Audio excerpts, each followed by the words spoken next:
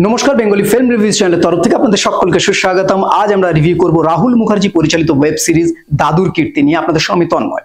দেখুন, প্রথমেই যদি বলি এই ওয়েব সিরিজের কথা, সেখানে বলতে হয় যে হইচইয়ের এই লেটেস্ট ওয়েব সিরিজটি 6টি এপিসোড এবং প্রত্যেকটি এপিসোডের ডিউরেশন অ্যাপ্রক্সিমেটলি 30 মিনিটস। এবার যদি এই ওয়েব সিরিজটি সম্পর্কে কিছু বলি, সেক্ষেত্রে প্রথমেই একটা কথা বলবো, সেটা হচ্ছে ওয়েব সিরিজটি নর্মাল ওয়েব সিরিজ, যেটা কিন্তু একবার অন্তত দেখাই যায়। এবার ওয়েব সিরিজের গল্প নিয়ে ছোট করে বলতে গেলে সেক্ষেত্রে বলতে হয় যে একটা বুড়ো বাবা মার গল্প, যাদের একটা রাজবাড়ি আছে কিন্তু তার ছেলেপিলেরা থাকে না। তার অসুস্থতার খবর নিয়ে সেই ছেলেপিলেদেরকে ডাকা হয় এবং সমস্ত ছেলেপিলে, অনেকগুলো ছেলেপিলে, তারা সব আসে এবং সেখানে এসে একটা সূত্র পায়, যে সূত্রকে ভিত্তি করে তারা কিছু গুপ্তধন খুঁজে পাওয়ার চেষ্টা করে। তো আখেরি গুপ্তধনটা কি খুঁজে পায় বা খুঁজে পেলে কি গুপ্তধন সেটা জানতে গেলে পুরো ওয়েব সিরিজটি আপনাদের দেখতে হবে। এবার এই ওয়েব সিরিজে কিছু পজিটিভ কিছু নেগেটিভ দিক অবশ্যই আছে। যেমন পজিটিভ দিক হচ্ছে এই ওয়েব সিরিজের প্রত্যেক কাস্ট অ্যান্ড ক্রু এখানে প্রত্যেকেই কিন্তু ওয়েল নোন এবং ওয়েল পারফর্মার বলে আমরা জানি, এবং সেই জন্য বলছি প্রত্যেকের পারফরমেন্স কিন্তু এখানে বেশ ভালো। বিশেষ করে আমি যদি পরাণ বন্দ্যোপাধ্যায় এবং অনুষ্কা মজুমদারের কথা বলি, এই দুজন আছে, এটাই কিন্তু এই ওয়েব সিরিজের অনেকটা বড় প্লাস পয়েন্ট। আমরা দেখতে পাই এই ওয়েব সিরিজের মধ্যে কমেডি জায়গাগুলো কিন্তু বেশ ওয়ার্ক করে যায়। কমেডি জায়গাগুলো বেশ ভালো প্রত্যেকের ক্ষেত্রেই। কিছু কিছু জায়গায় যেখানে কমেডি ওয়ার্ক করে না, সেখানে কিন্তু তাদের যে পারফরমেন্স, এই পারফরমেন্সটাই কিন্তু ওয়ার্ক করে যায়। অর্থাৎ এই পারফরমেন্সের জন্যই কমেডিটা কিন্তু ওয়ার্ক করে যায়। কোনো কোনো হয়তো স্ক্রিপ্টেড যে কমেডি সেটা আমরা পাচ্ছি না, কিন্তু পারফর্ম এত ভালো যে সেটা কিন্তু ওয়ার্ক করে যাচ্ছে। তো এটা একটা বড় দিক।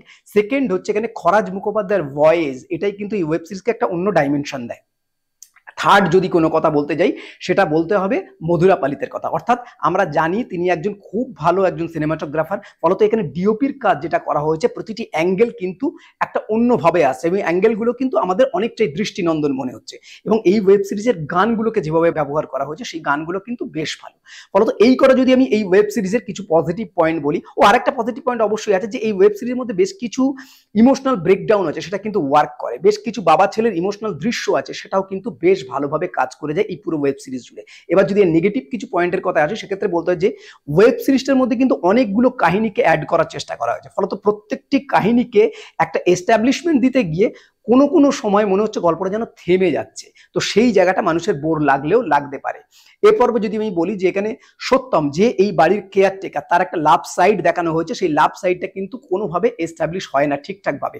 প্লাস বেশ কিছু ক্যারেক্টার আছে, যেমন শান্তিলালের কিছু কিছু ক্যারেক্টার আছে, এখানে ঋতব্রতের কিছু কিছু ক্যারেক্টার আছে। এই ক্যারেক্টারগুলো আসছে, তারা তাদের মতো কাজ করছে, কিন্তু কোথাও যেন মনে হচ্ছে যে এই ক্যারেক্টারগুলো কেন আসছে, কেন করছে। ফলত তাদের যে ডেভেলপমেন্ট, সেই ডেভেলপমেন্টটা কিন্তু ঠিকঠাক করে করা হয়নি বলে মনে হয়েছে। এবং শেষের দিকে এই ওয়েব সিরিজটি কোথাও গিয়ে মনে হচ্ছে এর যে শেষটা অনেকটাই প্রেডিক্টেবল।